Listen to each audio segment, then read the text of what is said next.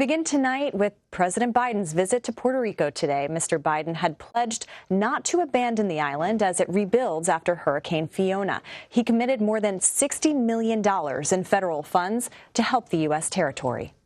Ever since the hurricane struck, Jill and I have had people in Puerto Rico on our minds and in our prayers.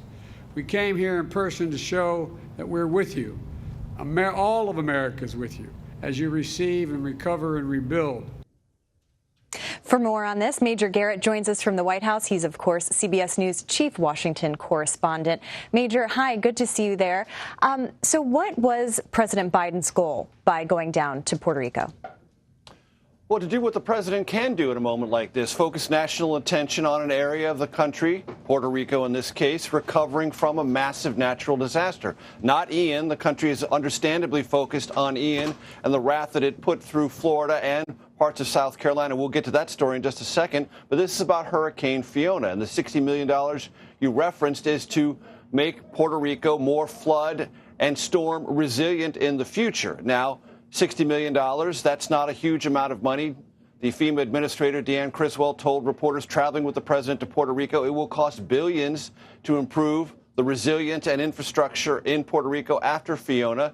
And we should pause to just note this, Caitlin. After Hurricane Maria 5 years ago, the U.S. government allocated $9.5 billion to improve Puerto Rico's flood and storm resilience then. And what does that mean? That means improving the water system and the resilience of its electrical grid, all of which failed after Hurricane Fiona. But a couple of statistics worth pointing out. Right now, 92 to 93% of Puerto Rico residents have had their power restored. 95% have had their drinking water restored. So there is resilience. There are improvements since Maria, but it is still a fragile island part of the United States, struck again by another natural disaster. And this administration committed not just resources now, but the president said in the future to every need that Puerto Rico will have, he said this administration will do everything in its power to meet.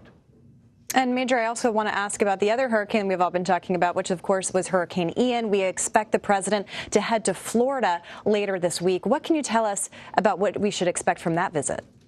So that's going to be on Wednesday, according to the current White House schedule. And the White House is being very coy about what it is the president will do there other than to reinforce the message of ongoing federal support. And look, it's a really disastrous situation in the parts of Florida hit by Ian. Not only is there still recovery and rescue efforts going on, the death toll continues to mount, but the physical destruction is just enormous, and it's going to be an ongoing week by week, month by month effort. Federal government supporting city and county governments and state governments to try to clean up and restore Florida to something that is resembling its pre-Ian status. Will President Biden see Republican Governor Ron DeSantis? The White House isn't saying so. It would be natural for the two to be there. They have been on constant phone contact since Hurricane Ian struck, and even before that, the White House wants to note. But clearly, Ron DeSantis, the Republican governor, has done things that have caught the attention of this White House, and unfavorably so. I'm thinking of the migrant flights. The White House will not say whether that topic will come up, focusing entirely on what the White House wants to say and represent is a bipartisan need, meaning everyone in Florida needs help right now, Republican, Democrat, and Independent. The administration wants to do what it can to meet their immediate and long-term needs. Absolutely. A photo opportunity with the both of them would be fascinating to watch on a variety of different fronts. Major Garrett, thank you from the White House. We appreciate it.